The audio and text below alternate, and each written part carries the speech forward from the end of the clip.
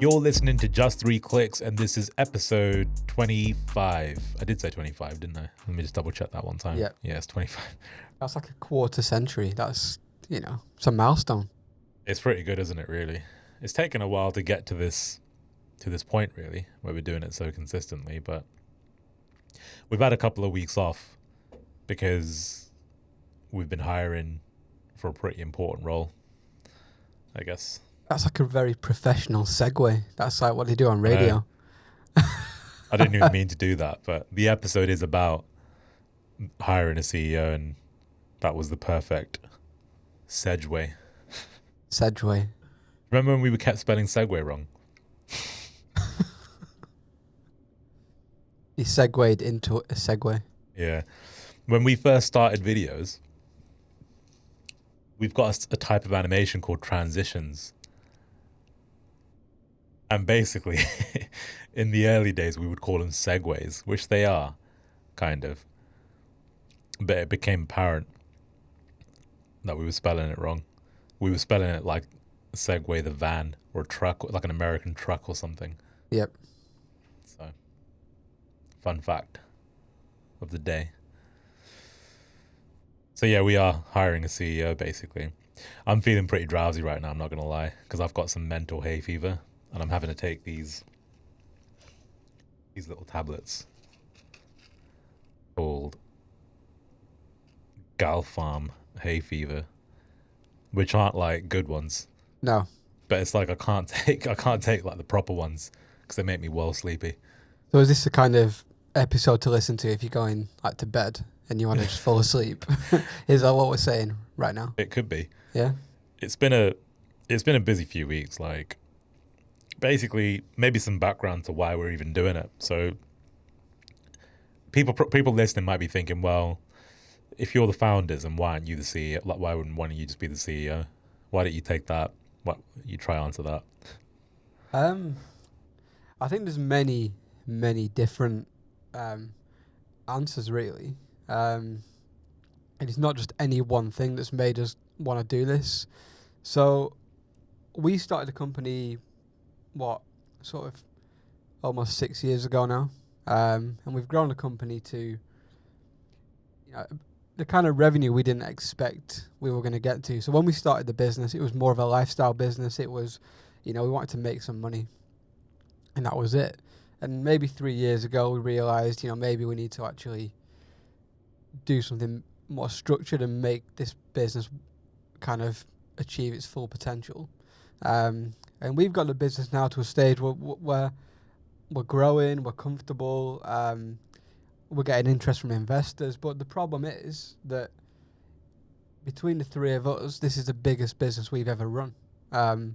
Also, we've never, ever sold a business. So when you start looking at the gaps around the management table, and as a founder, it can be difficult because we've all got egos and we've all got, you've made this business, you've created this product, and to say, we're going to bring somebody in to essentially run the day-to-day, or at least contribute to the day-to-day with the founding team, it can seem a bit weird from the outside, but I think we've all been on a journey together and individually that pretty much says to us that, we aren't defined by, being the one who's got that job title. I mean, it doesn't really bother me at all. Job title in a business is it's some people, it backs up the self-worth and it gives them self-esteem. But for me, I get kind of my kicks from growing a business. I enjoy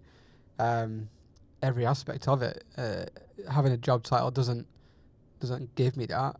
Getting the results does. So I think, bringing this role in it doesn't really affect us as a management team in terms of, we're not stepping back and we're not giving up control. What we're doing is bringing in some really good experience into the business, and experience that we don't have, and that's pretty much the reason why. Yeah, it's interesting, really, because and I guess people listening in right now will be at very different levels. Like, I know people who have really small businesses, a lot smaller than ours, and they'll have a CEO and typically it will be the founder. Yeah. So you'll normally see it on LinkedIn a lot, where it's like, CEO, founder of a company of like 6 people, and it's like, if that's you, then yeah, I don't want to be disrespectful, but it's like, you know, there's a certain stage where you kind of really typically need a CEO. And I think that's where we are now. Like, we're at a stage where it's like, probably need a CEO. We need someone that can come in and do the things that we can't do anymore. And, you know, Mm. it's I, like, I think you can. I mean, you can have like a CEO from day one. I mean, if you've got one employee, you can still you're be the the CEO. CEO. I think Yeah. it gives people the ability to appear bigger than they are, but you do see a lot of people who are like, founder, CEO, and it they focus too much on the job title. And I think people, again, you've got to look at yourself and say, is it about, or do I want people to look at me like I'm a CEO? And if Yeah. that's why you're using that job title, then stop. It doesn't really matter. I mean, Yeah. And I think it's that's the point, isn't it? It's like, when you have a small company, like, I remember when I started my business before Viddyoze, and it wasn't like, I never once referred to myself as, as a CEO, because I just think it's stupid. Like, I had 3 people working for me, and they weren't full-time members of staff either. It was just like, I had 3 contractors, and then I just did everything else. It was like, that's it, and I'm the founder, and I don't even that. Like, I don't think it's not a prestigious thing to say you're a founder. well, the problem is, right, the CEO is a chief executive officer, but what about the other executives? Like, who are you the chief of? You're the officer of your own Yeah. bedroom wall. So it's kind of like, I think when you've got an executive team, then fine. But if you don't, then just Yeah. focus on making some money, make some sales. That's it. This is it, isn't it? And like, I think it comes down to, there's a quote in here actually that Nindy's put, and he says, "Do you agree with it or not?" And I don't, but let's see if you do. Hold on, let me find it. It's further down. I'm kind of doing this backwards, but so the CEO. What is the role of a CEO? We'll get to that in a minute. But do you agree with this statement from McKinsey and Company? So a company has only one peerless role, the CEO. It's the most powerful and sought after title in business, more exciting, more rewarding, and influential than any other. Now, personally, I don't agree with that fully. No, I don't agree with it either. No. Why do you not? Because I think it really depends on what stage the company is. Like, you imagine you go into a business that's making major losses, you've got to sack half the staff. Like, that's not exactly, doesn't feel rewarding to do. But as a CEO, you've got to go and do that because that's the remit. Maybe that's what you've got to decide to do. The CEO can be a very challenging role, very difficult. It can be, it can be rewarding, but I think you can be rewarded in any position in the business. I think for me, as one of the co-founders, I enjoy making an impact, like a tangible impact. I enjoy starting things, like going and starting a new project and making it kind of work. That's what I enjoy. I enjoy a fast pace, and that's where I get kind of my enjoyment from business. And I think what I realized in the last year was that sitting in, say, that CEO kind of position, we weren't really doing that in this business now. We were more, dealing with investors and speaking to private equity, speaking to,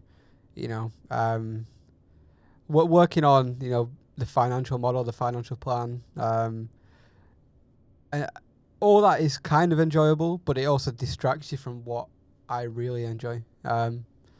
So I kind of, I can kind of half agree with it, half don't. I think it's not It's the 100% for right me. in my perspective, but then everybody's different, so. Yeah, I think it also depends on the company and the position of the company, because like it says, it's the most powerful position, but in my head, the most powerful position having a company is, are you the shareholder? Like, who holds the majority of the shares? Because ultimately, it comes down Yeah, to, it's different in obviously a kind of listed company with yeah, it's like different. This millions of depends on the company, shareholders. doesn't it? Then, but obviously the board are obviously responsible. Yeah. I think in the US as well, I think the chairman is the most powerful. Right. I could be wrong, but I'm pretty sure that's correct. And I think, yeah, I mean, the way I view kind of our hire is that we're bringing somebody in to go on a journey with us, and we are the shareholders, and we also make up a majority of the management team. What we're doing is we're bringing somebody in as shareholders, yeah, to look after our investment. But then, as a management team, we're bringing somebody in to contribute and fill the gaps in the management team. So it's kind of, it's we've got to think two different ways as shareholders and as a management team. Now, as a management team, we could have an ego. We could say, well, we're going to fill all the C-suite positions, and I'm being chief executive officer because it's my company. But it's not about that, because when you think as a shareholder, you think, do I have the experience to go and sell this company? Do I have the experience to grow it to 100 million in revenue? Do I have the experience to do, enterprise deals and help pivot this to a more of a B2B business? The answer is no. That's the honest answer. Yeah. And it's hard to say that. Could I do it? Could you do it? Could Jamie do it? Probably. This is the thing that comes down to what the goals are. But if we wanted to wait 10 years, then yeah, we could, because we could just go and learn it and graft and, And this is it. It's like, if we could do it, I'm pretty sure any of us could sit in that position and we could make it work. But when you're looking at it as shareholders, it's like, well, how do we get there faster? How do we get there with less mistakes? How do we make the journey less painful? Well, you bring in someone who's experienced, someone who's got something you don't. And that's it. It's just thinking about it in two different ways, as shareholders and as a management team. And when you do that, it's much easier to get rid of your ego and and just do what's right for the business. It's also knowing like what your strengths and weaknesses are. Like, we've had this conversation a lot during our interview process, actually. I don't look at myself personally as a managerial personality. Like, I do it. Like, in my day to day, I have to manage people because I have a team, as does David, as does Jamie. But I wouldn't say that management is like my core strength. Like, it's probably the worst thing that I do, which is the reason why I wouldn't really say I would want to be a CEO, because I don't see myself being like a people manager. I don't see myself being. I'm quite process driven in some regards, but I'm not entirely like an operational person. So it's like, what are those skill sets? There's a lot of differences between someone that starts a business and then someone that has to do the day-to-day management of a business. It's really quite a different skill set. And it doesn't mean one's better than the other. It just means that there's different stages. Like, I think David touched on it there, where he likes to like kind of start something and take something to execution. And I think I'm really similar in that. I think we all are. That's why we've probably made this work quite well over the years, is that we were all quite good at getting something to execute something to a point of fruition. Like, right now we're doing a lot of adjustment in the way that we're positioning the product, for example. So in my head, it's like, that's a new project for me. So, I'm working with copywriters, with the advertising people, with the creative team, and with the developers to work out how do we best position this product before we take it to market. Now, I'm really enjoying this process because this is the bit that I like. It's like taking something new to market, and creating that and visualizing how that's all going to go. But once that's done, then it's like, okay, now I need someone to go and continue that, take it to the next level and grow that. So I think that's important to just decipher in yourself, is like, are you the person that can do everything? Probably not. Like, no one is really. You have exceptions, but then even then, like, it talks about some great CEOs in this list that Nindy's put. You've got like Elon Musk, Jeff Bezos, you've got Mark Zuckerberg, Tim Cook, and obviously Steve Jobs and whatever else. When you look at it from the outside, it looks like yeah, that's the person. Like, they're doing everything, but it's not really the case, is it? I mean, Steve Jobs wouldn't have been Steve Jobs without Wozniak, but no one ever remembers Wozniak. No one talks about Wozniak, but he was really important he was pivotal to Apple. So, that's how you got to look at it, I think. I think if you look at kind of the famous CEOs out there, it's not just about what they've achieved. It's about, personality as well, and about what they what they create around themselves. It's more like celebrity, isn't it, as well? Yeah. But age is a factor as well. I think I read that the average age of like a successful tech CEO was like 45, or a founder was 45. We're all kind of. I'm 33. You're 33. Jamie's 36, 9. I think. 36. Yeah. So you look at that. Like, I'm 12 years away. So are you. Jamie's, 10 away-ish. No, 9. Sorry, Jamie. But that's kind of, if you think about that, we've had this business nearly 6 years now. So we could do this 2 more times and then we'll be the age of the average successful CEO, Yeah. which is crazy. Like, When you put it like that, that makes my head hurt. I look at what I've learned in the last 6 years and I'm like, holy shit, that is, to do that 2 more times and then I'll be the average age. Like, I can see it. I can see why 45 is the average age, because, we've probably done a good portion of what it takes to build a successful business in this business. But like, if I start another business now, I might choose something really different and try and learn some new skills. And then you do it again and again. And by the time you get to 45, you'd be like, well, I've pretty much done everything now that I need to do. I've managed the sales team. I've managed a marketing team. Yeah. I've managed a development team. I've managed a product team. And once you can do all that, it's much easier to then go and build a business and not make as many mistakes.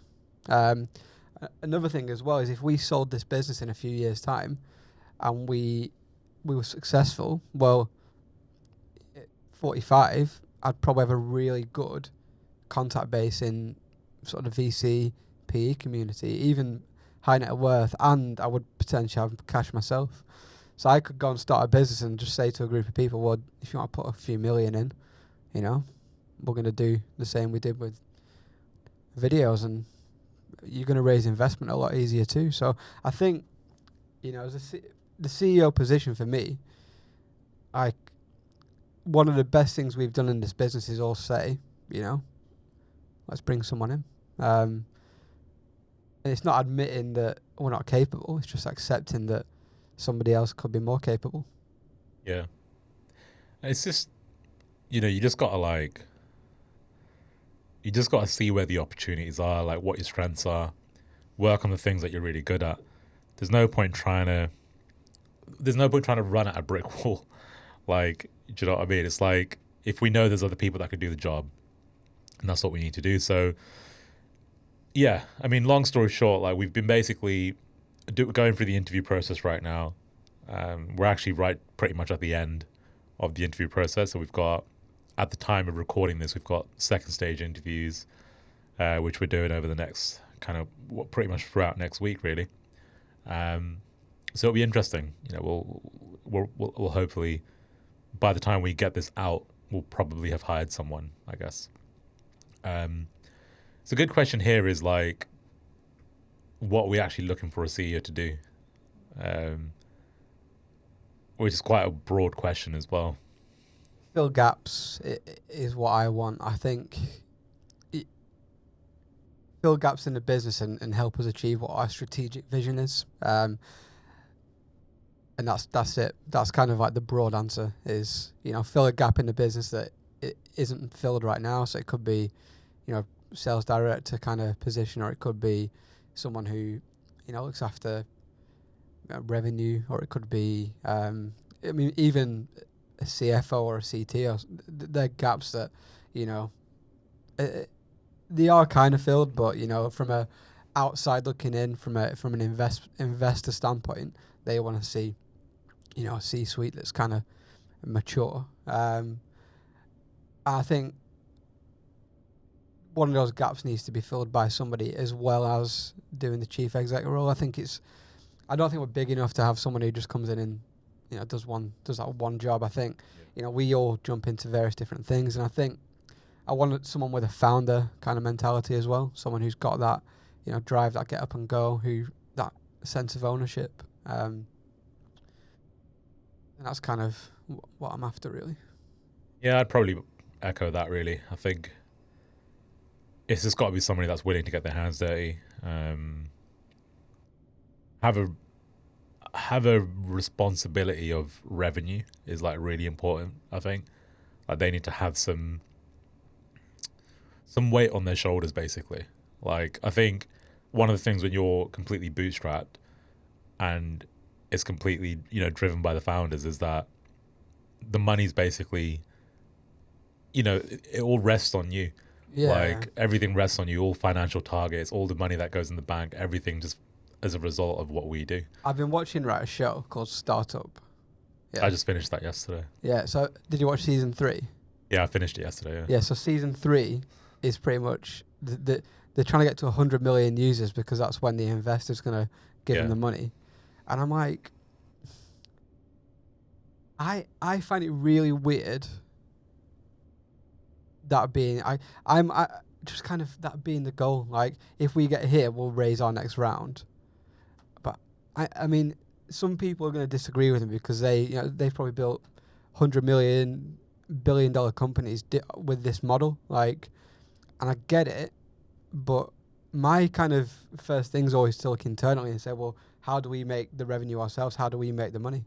How do we drive revenue rather than going and raising it, if that makes sense? Like, success for me isn't taking someone else's money to run my business. It is generating the revenue and running it ourselves. But I mean, in my head, it's just not a business if it's not making money.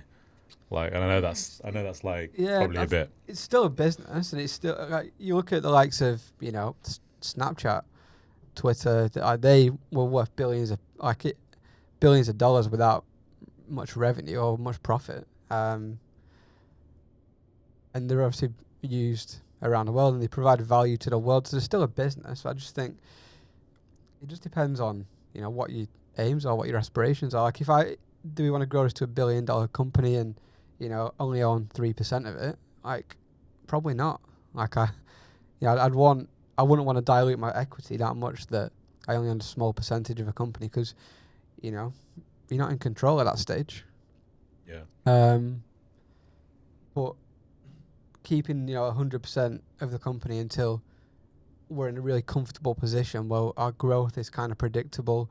We've got a really solid base, and then going to market and finding a partner to work with.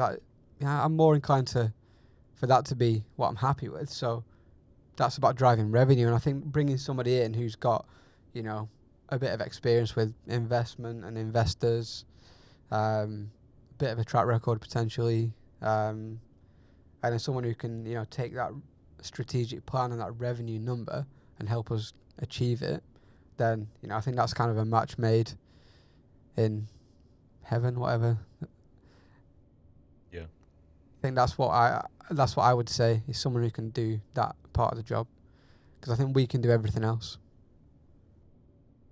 There's a question here on, are we looking for a CEO to set the entire direction of the business? No, I think it's impossible, if I'm honest. And I think very hard to do. I think it would be remiss of us to think that's going to happen. And to be honest, if someone came in and they thought that's what they were going to do, it wouldn't work anyway. And I think everyone we've got around the table anyway kind of gets that. Like, again, you can't come into a business on day one that's been going for 6 years and say, right, this is the direction. Nobody can do that. It takes time. You've got to work with a management team. You've got to work with every member of staff in the business, and you've got to then make a decision about where things are going together. And then once you decide on what the plan is and where you're going as a team, then the CEO can drive that vision and be held accountable to it. But you can't just come in on day one and say, right, we're doing this, because I think that's a recipe for disaster. We've had people come in before and make really bold kind of decisions before to change things and whatever, and it's never really resulted in anything positive.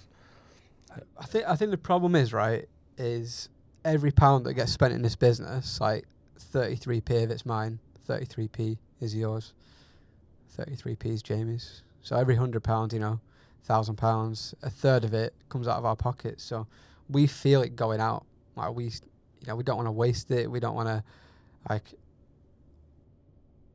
yeah, it's just you don't want to waste it. And I think it's very easy to come into a business and see, a sizable bank balance and say, well, it's only 20 grand, it's only 100 grand, we're going to spend 100 grand here, 100 grand there. But, what you're doing there is you're deploying £33,000 of my capital. And if you're going to get no return on it, then what's the point? Yeah. And I think that's kind of my view. When it's our money, I feel the pain. That's why they need to have a bit of a founder / entrepreneurial element to them, because they'll understand that, they'll get the feeling of it. And that's another reason why when we are hiring the role, like, it's important when you're bringing someone in, like, you're not trying to get someone to come in from a massive corporate business where they've not been through the experience of being in a smaller size company like ours. I think it's good to have a mix, like, of people. Like, it's great if you've had someone that's been in that big business, but you also want to have someone that understands what it is to be in a business like this, where we don't have any investment. It is just us, and it's just a very kind of organic kind of business. Like, I'm one of the founders, but because I've got Uber Eats on my phone, I'm the one who orders Starbucks for people. Like, Yeah. I'm not sitting up the stairs saying, to a PA or a member of staff, like, go and get me a coffee. Like, we're not that kind of company. We're not that size. Like, I don't mind doing things which, CEOs or wouldn't normally do, because I think that's, it's, I'm not that kind of person. I don't have that kind of, ego. And I think in a bigger company, when there's that many people to do every function in a business, it's very easy to, stick in your own lane and get everybody else to do all those other things. And I think it wouldn't matter if it was, ordering Starbucks, or if it was a support ticket which someone was struggling with. I could jump in and help there if Jamie wasn't around, or if it was, anything to do with the marketing, I can jump in there and help. And I'm not going to sit there and say, well, that's not my job, someone else do it. So, bringing someone in who is able to do that. Obviously, you don't want people getting pulled in every direction, but, just having that ability to help out and jump in when they're needed, and not having that, I'm bigger than everybody here, so I'm not going to. That's, I think that comes down to culture, I think, as well. It's not just about, ability, it's about personality. That's a good segue, actually. Check me out. I've not even got the script. We're just obviously getting 25 episodes in. We're getting good at this now. It's a good transition to talk about, like, our team, staff members, and everything else, because a lot of our team, specifically in the office, know that we're bringing a CEO in, and it's kind of obvious because it's like chatter, and it's hard for people not to know, because they can see people coming in and people talk, and that's just normal. And it's probably a good time to talk about just like the impact it would have on team members, because as soon as, like, the way we look at it, when we say, yeah, we're bringing a CEO in, we will look at that differently to how a team member would, because a team member's thinking, okay, so David, Jamie, and Joey aren't going to be the ones who are actually, like, leading this. It's actually going to be this new person that I don't know anything about right now. Like, who is this person? What do they do? Am I going to have to like report to them? Like, what's going to happen? And I think these questions all do come in to a team member's head, and like it will be interesting to see how they respond to, like, that decision, because we don't know yet, do we, really? No, it's a very, I mean, if I go back to when I was working in a job, like, if the company brought in a new CEO, it's a big deal. It's, why? Like, why is this happening? And honestly, normally, right, a CEO is replaced when things aren't going well. Yeah, it's like a bad thing. So it's like, we need to bring somebody else in to manage things. But, we're kind of doing it to enhance the company. It's not about, changing everything drastically. It's just about enhancing what's already been done. And also freeing us up to go and, do what we're probably the best at, really. And it is going to change. It is going to change. The business is going to change, and the culture is going to change. But it has to, and it's going to be. It's not going to be a negative thing. It's going to be positive. It's, I think we've got a really good team at the minute, a really strong team. I hope everyone enjoys kind of being here, and I think we're aiming to enhance that moving forward. Is better communication about what we're trying to achieve and how we're going to try and achieve it, and bringing people on the journey with us as well. And I think I can hold my hands up and say I'm probably not the best at communicating that all the time. I think it doesn't come naturally to me. Yeah, it's a good. As you were saying it came in my head because it was like, if you remember, like last year, we all kind of said, yeah, we need to talk to the team more, and I think we done two meetings like month to month, and then the lockdown happened, and I think we done one meeting during the lockdown where we all got together and had a chat and stuff, and like I remember creating agendas for those meetings. I done two, and that was it basically. Yeah. I'll tell you what kind of does it for me, right, is we've been through some very, very stressful times in this business. Like times, I mean, we can talk about it because obviously touch wood, it's not going to happen again. But there was one time a couple of years ago where we literally had enough to pay everybody in the bank for one more month. That was it. We took a pay cut for the month. We didn't get paid. In fact, I think we all put money back into the business that month. And when you're the founder of a business, it's like being a parent in some respects. And you shoulder all that stress so that your team don't feel it. And that's what we all did. And because we've been through things like that, where it's really hard, and you want to portray, everything's okay, we're moving forward, and you want to keep everybody else kind of, safe from that stress. You just do it, and that's kind of what you do. So when things go really well, you also kind of, if you just tell people when things are going well, it's kind of like you got to tell them when they're going bad as well. And I know that's kind of, I'm probably wrong in my thinking there, but we as a founding team, we have all the data. We've got all the data. We've got all the information, so we can make decisions that we think are right for the business. But there's certain bits of information that members of the team aren't privy to, that they don't have, that they're probably never going to have, because it's what you have when you run a business. It's I think without everybody having all that data and all that information and all the responsibility that we have, it's very hard to share everything all the time. And I think that's probably where I would say the education as a management team, that's where we need to improve. And I think bringing somebody in will help us do that. That's kind of, it was, as I mentioned, we've been through some really tough times, and all you want to do in that moment is protect the team, really. And because you can back yourself to get out of those tough times. And if it had come to it where it's like, shit, we're not going to make this work, then you have the conversation. But if you're backing yourself as a founder, as a manager, then you just go and make it work. And we did do. We went and actually transformed the business over a 6-month period, and we did it really well. I think just communicating with the team is, I get uncomfortable talking about numbers. Like, I can talk about it with Jamie, but if I went, we've just done 10 million in revenue, like, I've grown, like, as a person. And when I say we've done 10 million in revenue, it doesn't seem impressive to me. It doesn't seem big.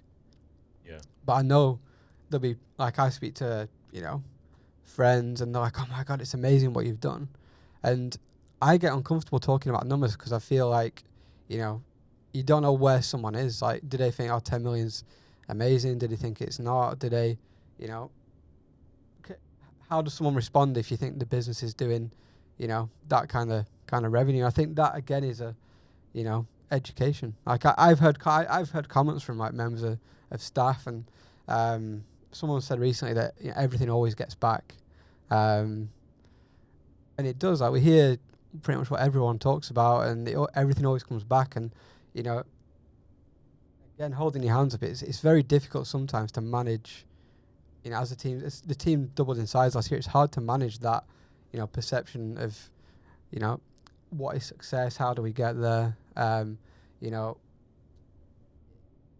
hard to separate you as a founder, as a person, from the manager as well. Like, people see, like what we do when we come in, when we go home, cars we buy, things we do. You know, I think people make judgments on that as well. It's not like we're just you come in for a job and you're just a guy who comes into the office at 8, leaves at 6, you know, and it's just kind of a really structured environment. This is an unstructured kind of quite a free environment to work in, and I think people, you know, can kind of make judgments around you as a manager as well when it happens. So I think over the last few years, it's been difficult to kind of breed that openness and, you know, that journey, because I think we've just never done it. Yeah. I've probably rambled quite a bit there, but it's a really hard thing to explain. Like, it just is. It's really hard to explain. Like, because I know, like, you look at another company, it's like, right, sales targets for this month are £1 million. Yeah. Now, our business, right, historically, we've done 1 million in a month once, but then 12 months later, we had 80 grand in the bank and we were struggling. So we can have a really good, because we were because we weren't like a run rate business back then, and it was more of a lifestyle business, which it was. You know, some months you could have a really impressive month and say, yeah, we've done 1 million. Then a month after, it's like, holy shit, like, it's bad. And I think because we were business owners and we'd been through it, we could handle that, if that made sense. But how would the member of staff have kind of reacted if they thought the business was not going to be able to pay them? Yeah. So I think transparency and taking someone on a journey, that's something we've got to learn to do. But it's also, I think, helping the team understand that the business is stable and secure, and that we're doing this to become stronger and not because there's a problem. Yeah, and I think that a lot of that will come from the CEO communication itself. You know, we don't do like monthly emails, or we don't really do meetings and things like that, like company wide. And I think just having those little things in place, you know, where someone can come in and do the little things that we probably wouldn't do. I remember we interviewed someone for a support role once, and they were like talking about how, you know, they would come into the office with donuts and bring in these hard hats and make people wear hats and shit like that, which I think is just, we wouldn't do that. I just think it's bent, to be honest. But at the same time, it's culture, isn't it? And it's like having someone that understands how to build culture and get people into that kind of whole mindset of it's a team.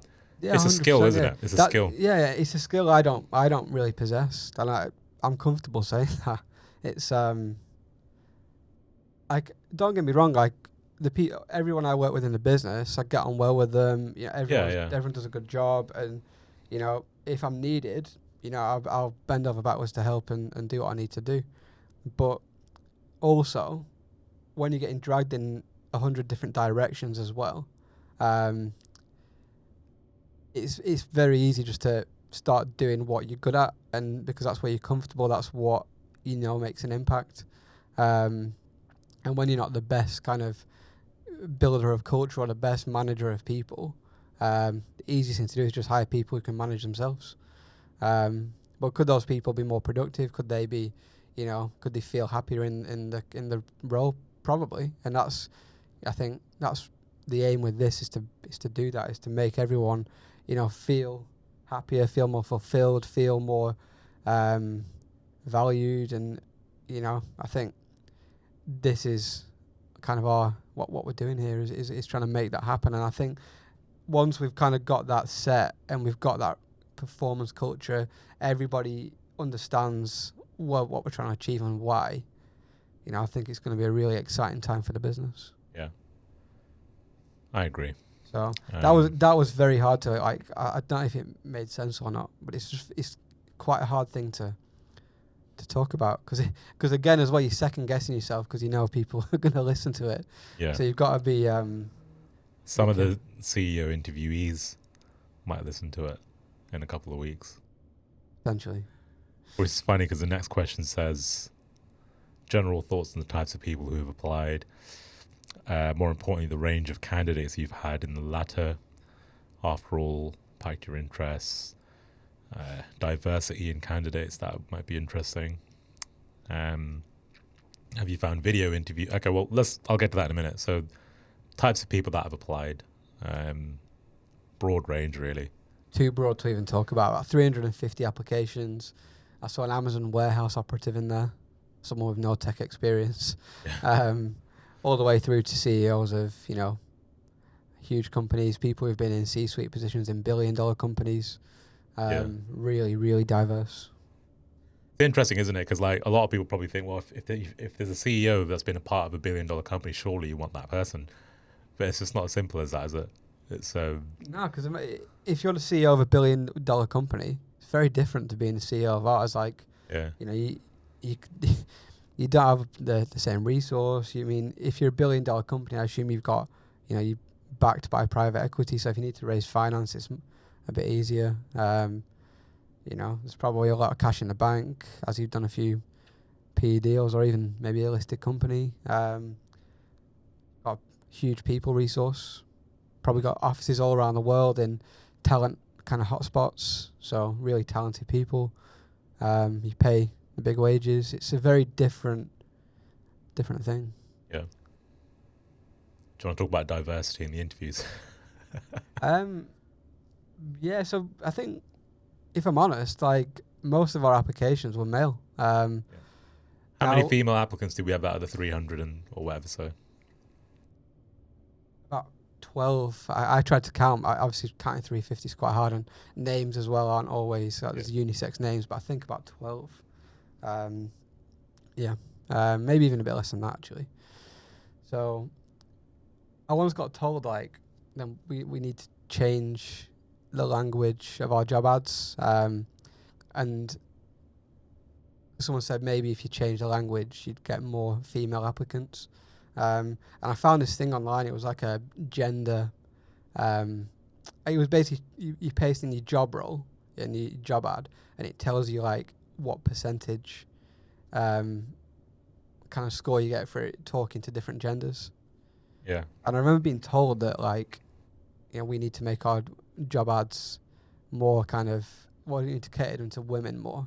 And when I pasted it in, we were like really kind of, I think it was like 94%, 95% catered to females. And so what does that prove? That actually that's just bullshit. Well, yeah.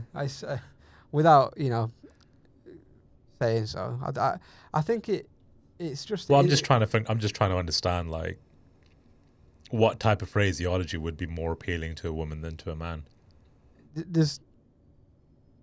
can't remember the exact phrases, but if you Google it, there's you can see it all. And again, it's just,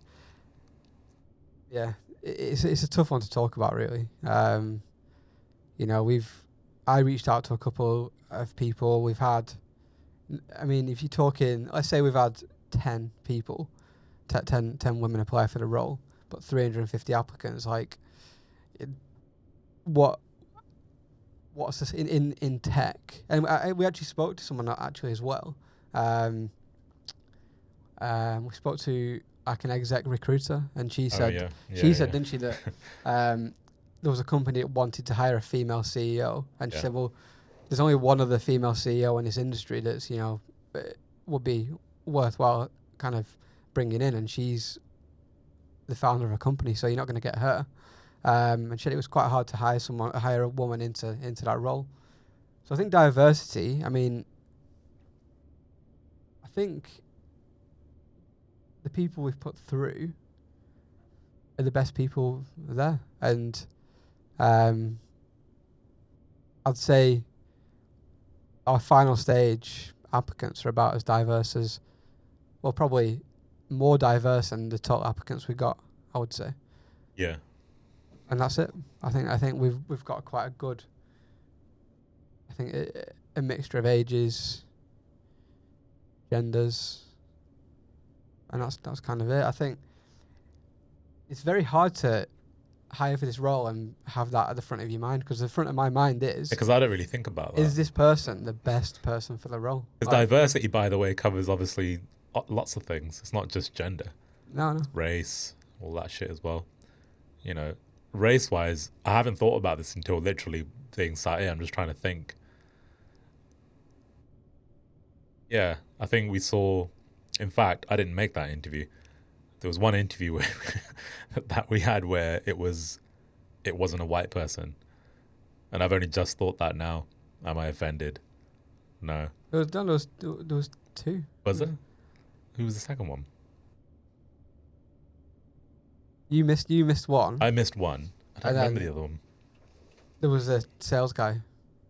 Oh yeah, of course. Yeah. There was two actually. But even this, Yeah. it's really it's so difficult to even think Because you about. don't think about it, do you? I don't. Not It's like really. that you've had to think to figure that out, and it's like, and the reason you're thinking is because you don't care. Yeah, I just want the best person for the job. Like that's I'm focused on, could this person do the job, not is it going to make our board more diverse. Like it's just, I do get it in like bigger companies, like in large companies, you know, people diversity. Unfortunately, diversity is a way for people to get good PR, which again it just seems like bullshit to me. Like it shouldn't be. People shouldn't hire a diverse board for the PR opportunity, and that's what you see people doing. One of the things that executive recruiter said was that I don't think the problem is in that there is a problem. It's not a problem, but there is a situation where we don't have enough like women in technology right now. Like, but the reason that is actually more to do with education before. Yeah. Like there wasn't a lot of women that were studying technology based, topics and areas of interest 20 years ago compared to now. So Yeah. in about 10 to 15 years from now, we'll probably see a lot more women in more kind of technology. diverse. Yeah. Yeah. I would agree with that, and I think it comes down to education. But I think sometimes what we do as a society is we attack everybody now rather than educate everybody now. So we're attacking everybody for not being, supporting diversity, when what we should be doing is putting all our effort and energy into educating, the next generation of people, to sort of the next sort of in 10, 15, it will be a more diverse world, and everyone's going to have more opportunity. And I think I'd rather support that than try and hire someone just to tick a box now. It's just like it just doesn't make sense to me. Like I want to hire the best person, and I want to support, kind of the next generation. That's it. let's just call a spade a spade. At the end of the day, right? The people that generally will complain about this are the ones that are not actually spending money on it. So you'll have people that are, activists and complaining about the fact that X, Y, and Z doesn't happen. But it's not their company and it's not their money that they have to spend on it. So for me, I've got to put a third of the cash up front for this person. I'm not thinking, oh, you know what? Let's just go with X, Y, and Z person because they're going to tick a box. They might not be the best for the job, but it'll make us look good. And I'll sacrifice a third of that revenue because I think it's just a good PR move. Like for me, it's we need to make the right decision for our company because literally we are the lifeblood of the company. Like it all comes down to us three right now. So right, imagine this. Right, we started this business. When you came to me and Jamie, I didn't say to Jamie, do you know what, we're two white guys, we need a more diverse management team. So yeah, we'll work with Joey. I said to Jamie, Joey's shit hot at video creation, creating content. He's got a really good idea. Like, let's go and do it. Like, how stupid is it to think that, we would just work with you because of that? it's like when we put the documentary out, like, and we had someone say, oh, it's just misogynistic because it's three guys basically that have built this great company. And like, well, I'm sorry I was a guy that started when it started. I was a guy. I'm sorry. Like, should I now become a woman so that we can make it more diverse? Like, would it have been better if I? Yeah, like he's just I met Jamie in North Carolina. Obviously, but then the industry is more male dominated, and it was. So Entrepreneurship is. It's just literally statistically. I don't want to offend anyone, but statistically, entrepreneurship is more male dominated right now in this moment. It is. So I think for me, diversity isn't something that you should look to force, because I don't think I don't think that's diverse. I don't think it's equal. I think equality, which is what I think we're all after. I think it happens kind of by hiring the best people for the job, regardless of, where they come from, what the gender is. That shouldn't be the driving force. The driving force should be hire the best person, educate the next generation, and show people the opportunities that are in the world, in the different industries there are, tech, tech's, say, male dominated, but it shouldn't be, even things like construction, like male dominated industry, male dominated. But then if you look at, like, say, nursing, look at hairdressers, beauticians. Like, if you look at hairdressers, there's more barbers now, more male barbers than there was 20 years ago. That's becoming a more diverse kind of industry. And I think if you look at all this and you actually see the way the world's going, I think it's positive. I just think it's going to take time, and that's my view. I think it is industry dependent. Like I had a conversation with my therapist, and he. I hope he won't mind me talking about it. We'll probably never listen to this anyway. But he had a situation where they were like at like some sort of event where they were talking to other therapists and stuff, and basically there was a situation where there was a social care service thing where you'd have sheltered women go there, because they were victims of abuse and whatever else. And basically there was a male social carer that basically was working in this institute, who was basically told, well, you can't really be here because like you're basically a trigger for people, so you can't work here because you're a guy. Now, is that any different? Like, is that better? Is that worse? Like, what's the difference? Like, he's just a person that's gone and become qualified, worked his life to basically get this job, and he's being told, well, because you're a guy, can't be here. There's no difference, is there? Well, there is no difference, but then in society, people will say that as a man, basically, you've got the benefit of you can't be sexist towards a man. That's kind of... Yeah. Because then what they're assuming is, well, women are triggered by the guy working there, but is that to say that only women get abused?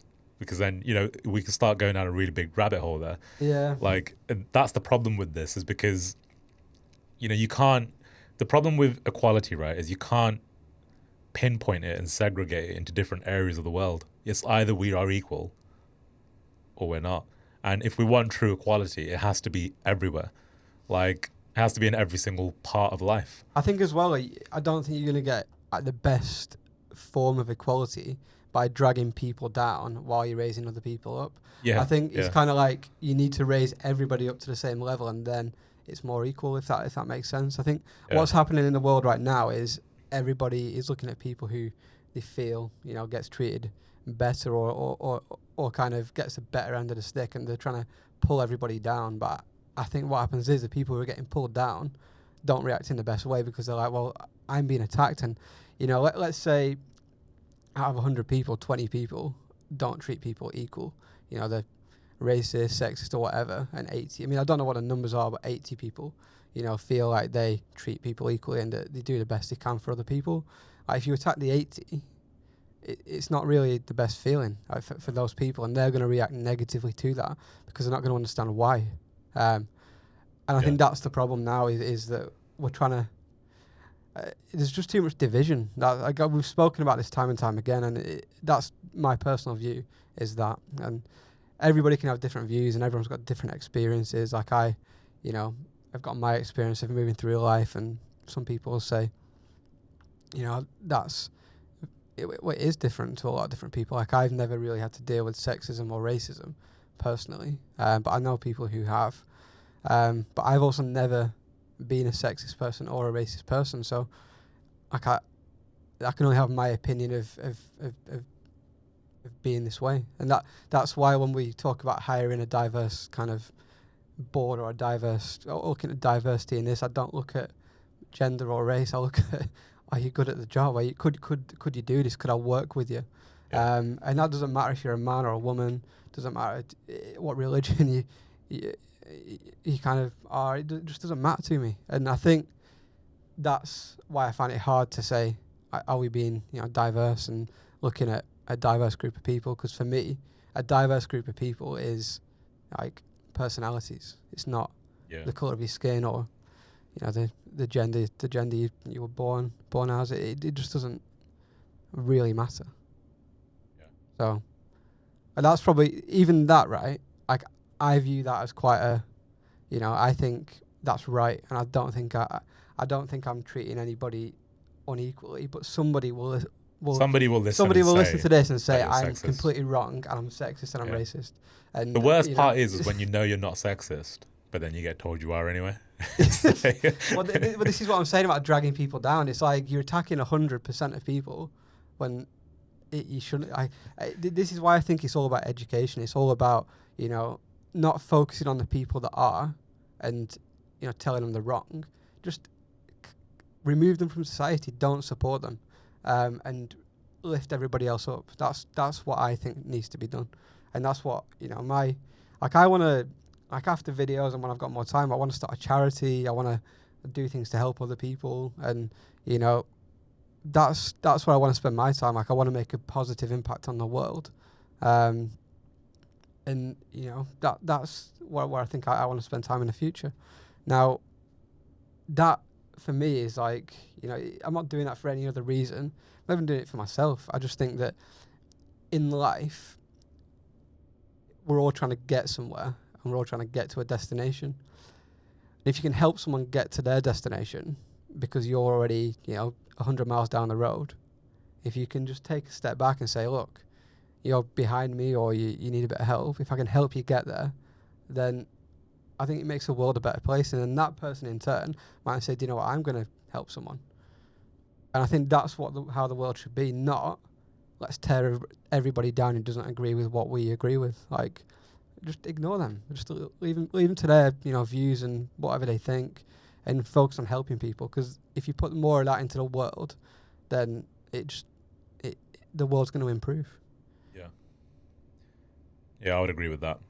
So that's diversity, basically. That was that question. That's our brand of it, I would say.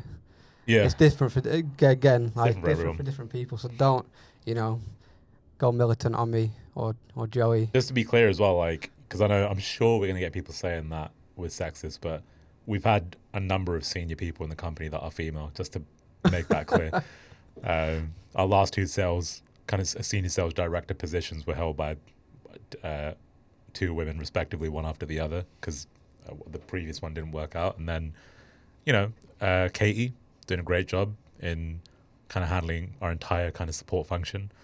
So you got to take things from a neutral perspective. Sometimes it's not always like, there doesn't always have to be an extreme view, and I think that's what the problem is online, is like everybody has an extreme view. Either it's really this or it's really that, but it's like you can just be in the middle and just like not phased. Like, and again, I hate to always talk about it, but it's like my view on racism is like very neutral. Like, I don't want anybody to tell me that they're not racist. I don't want anybody to prove to me that they're not racist. I don't care. That's how it should be. Like, nobody should have to prove anything. It's your actions, isn't it? It's like, it's just how you treat be a nice people. person. That's it. Just be a good person, and I'm not going to think you're racist. But that's it. Like, it really is as simple as that. So yeah, but no, it's a good time. It's an interesting time. I think by the time we get to the next episode, we probably would have made the hire, so we can maybe elaborate a little bit more on who we've brought in, and it would be good actually to get them on for an episode. I think that would be really important. Yeah, that'd be pretty cool. So maybe do a couple of episodes just to get a bit of background on them. Are we going to make them be a guest or make them host it? They could host it if they want. I don't mind. That could be the first week. Throw them into the deep end. Get them to host it right away. Yeah, right. We're done with the podcast. Your job. So yeah, we'll see. I think that would be really interesting. So, all right, cool. Well, do you have anything else you want to add to that? Like, I don't think so. I think we've probably covered the reasons why we're doing it. But accepting, that you can't be the best at everything. That's a big thing when you're running through. It doesn't matter if you're a one-man business or a 100. It doesn't really matter. What are you good at? What are you not? whatever you're not good at, bring someone else in to do it. And if you get to a stage where, you know, managing a group of 100 people isn't what you're good at and what you're best at, and, you know, bringing someone else in who is good at that, it's not the worst thing in the world. Like, it's good to accept that you've got weaknesses. It's good to accept that you shouldn't be the best at everything. That kind of self-awareness is what I think makes a great company, not, you know, an ego that just kind of tries to maintain control even when it's not going well. Yeah. Here's a few interesting facts actually to finish up on, because I think these are quite cool. So based on just kind of research that Nindy's put together, so MBAs, Nindy says, apparently do play a role in performance. So we found that 32% of CEOs who held an MBA ranked on average 40 places better than CEOs without an MBA, which I find quite interesting, to be honest, because if you asked me, would an MBA matter, I'd probably say no. But maybe I'm wrong, who knows? 3 out of 5 newly appointed CEOs are proven to live up to performance expectations in their first 18 months on the job. Well, that's fucking good news, because like that's definitely good news. The odds are in our favor there, so that's good. Just about, yeah. It's almost, yeah, but to be fair, it's actually almost 50-50. It's such a specialized role that CEOs can only really prepare for a post by actually holding it, which I think is probably true. correct, yeah. Yeah. Because it's just so vague. There's a lot of vaguity to it. Well, you drop it into a role which has been painted by, you know, the recruiters or painted by HR as this is the role. But then once you go into a business, you know, it's kind of like you've been sold a house, right? So you look at the outside of the house and you're like, oh, it's a nice house. Yeah. It's big, you know, it's a nice front door. You know, could do with a bit of work, but then it's like you open the door, it's like, wow, this is the business. Now you've got all these different rooms. You've got, you know, the kitchen, dining room, got the living room, the office. Now the living room might be in good state, but the kitchen might need replacing. You know, I think that's kind of what a business is like. The development team might be amazing, but there might be an issue in finance or an issue in HR. You've got to work on that first, and then that's kind of, you know, what it's going to be like. Is buying a house without kind of having a chance to look around all the rooms. Yeah, that's a good analogy, actually. It is kind of like that. Cool. Okay, well, we'll leave it at that. That's a good episode. So I hope you guys enjoyed it. Make sure you leave a comment if you're watching on YouTube. Leave a review as well, wherever that is. And we'll go ahead and release this, and we'll catch up with you in the next episode.